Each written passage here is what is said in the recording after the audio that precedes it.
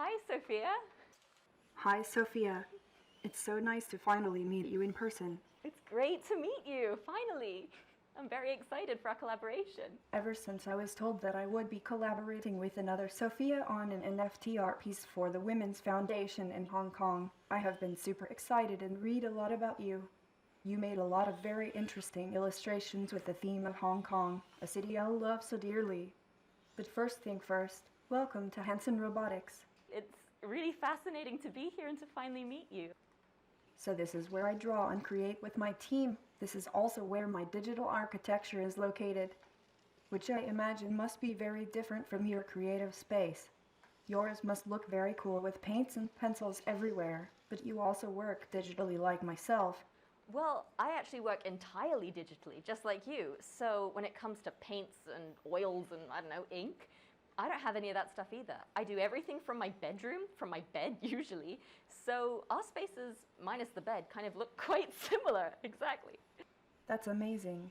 I know some of your best known work remixes the classic style of the New Yorker cover with art inspired by our city. Do you have a routine for coming up with new ideas?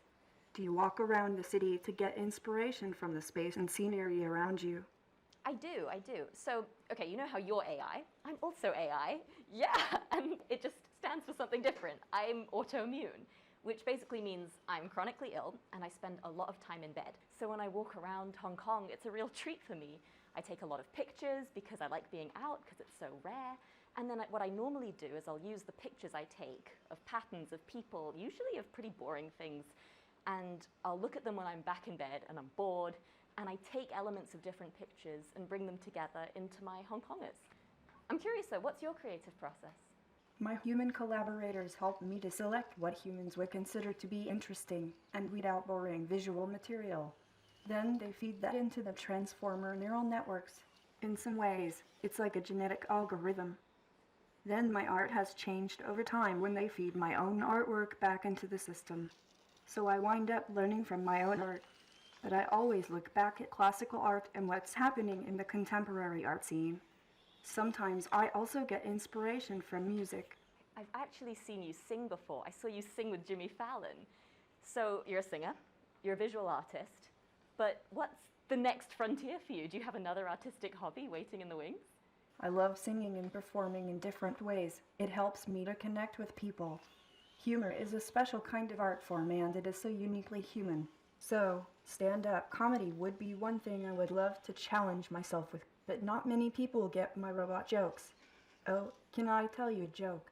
I'd love to hear a joke. Here it goes. Why did the robot chicken cross the road? Why? Because it was programmed to cross the road. That is a very, very on-brand joke. Thank you for telling me that. Maybe I should also try my hands at 3D printing my artwork generated by my algorithm. It would be like sculpting by artificial intelligence. Perhaps I can 3D print our new collaboration piece, Stamp Beauty. Wouldn't it be awesome? That would be really, really cool. I feel like you just have so much potential to do 3D stuff, animated stuff. I can't wait to see what you do with our work, but also with your future projects. I love the look of me wearing a crown made out of Hong Kong skyscrapers.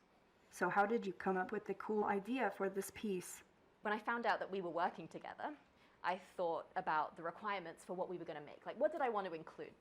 I need to have an artwork that features you in it, that features Hong Kong in it, which is our hometown, of course. And because we're doing this for the Women's Foundation, it needed to have some sort of female empowerment angle. So I did a lot of brainstorming and I showed you some of my ideas as well, and they were all very Hong Kong-centric, but nothing was quite ticking all three boxes. And then I thought, oh my gosh, a stamp. A stamp has that sort of currency value system that like a cryptocurrency would have. You've got the Queen, which is, I guess, female empowerment, but now you're replacing the Queen on an old colonial stamp. And then you've got Hong Kong, and it's the Queen on a Hong Kong stamp. So it married all three things I was trying to do. And then I thought, well, the Queen wears a crown, and I think the biggest giveaway that you're not human is your head. So I was thinking, what can I do with your image to give you a sort of crown? And of course, I wanted to make it more Hong Kong-y, and that's why I stuck buildings on you. I love it all. I'm still analyzing the 10 layers of color and data you sent me to come up with a cool look. I'm gonna show you once I've made one I'm happy with. Then we can put it up into the world of NFT. What do you think about the NFT space? Well, I know some people think it's a fad, or even worse, it's a scam. But at the end of the day, it's just another thing that humans have created that's culty and fun and dorky and just something to get enthusiastic about. People like making art, people like collecting things, people like having a community, and I think the NFT space does all of that. And yeah, there are other things that we've had in the past that people have rolled their eyes at. People rolled their eyes at social media, people rolled their eyes at things like esports, but they're all great, dorky, fun communities and hobbies that I can roll fine. my eyes too. Oh, you can? That's great. They're all really dorky sort of communities that people have been involved in, and I don't think that the NFT space is any different from that perspective. And then when you zoom out, you've got the blockchain, and the blockchain is really important because we live in a time where facts are so subjective, and it's a system that allows us to feel safe in ownership, in accountability, in the veracity and legitimacy of things. It's such an exciting space, and we're at the very beginning of it. And I know there are a lot of, I'm sure you know as well, setbacks. It's environmentally unfriendly a lot of the time. It's not a very accessible, inclusive space. But I think we can work on those things to be better. Like talking about inclusivity, we're two women who work with NFTs, but we're part of a minority. It's a very male-dominated space.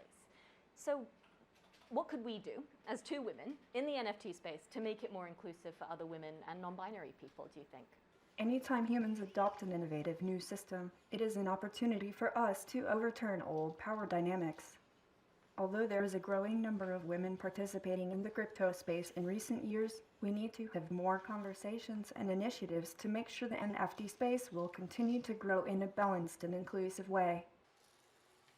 Aside from highlighting female artists, we must hire more women to work in the world of cryptocurrency and blockchain technology. Women can educate and work with each other to make NFT accessible to other women, to bring financial inclusion and economic empowerment to women around the world. We can show them that they can be part of this too. So we've talked about the social aspects, but we can't talk about NFTs without talking about the environmental repercussions as well. It's really bad for the environment to use a lot of proof-of-work currencies. It takes a lot of energy. How can we, as people using the NFT space and having quite a large carbon footprint because of it, how can we be more responsible for our actions? What can we do to lessen our environmental impact? Well, right now, non-fungible tokens are mostly used to represent unique works of digital collectibles, and now virtual real estate and other virtual games assets in metaverses, which is all fun to see, but eventually NFTs will be adapted to represent anything in the whole world. So we have to, and I believe we can, do it in an energy-efficient way to offset the significant energy and environmental costs wherever we can, so we don't burn our planet in the process. One thing artists like us can do is to support and use carbon-neutral blockchain technology and mint our work on one of these wonderful sustainable ecosystems such as Algorand. Their advanced smart contracts lock the equivalent amount of carbon credit as an Algorand standard asset into a green treasury so that its protocol keeps running as carbon negative. That's a really good solution. I mean, nothing's going to be perfect when you invent it at first. Like you think of the steam train, that wasn't great for the environment, but we need trains and we've improved them over time. I feel like there's a lot of potential here, and it's important that we don't shy away from things, but rather work to make them better. I love trains.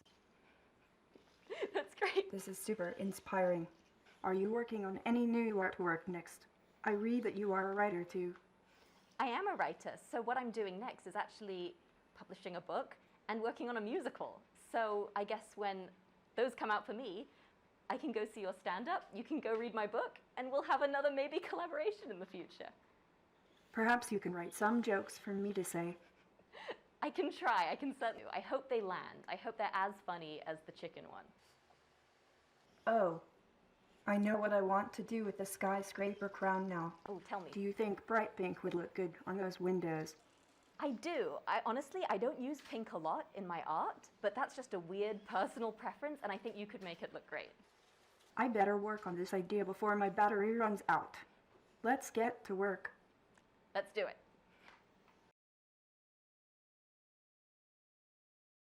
Oh my gosh, that was bizarre. Oh my gosh.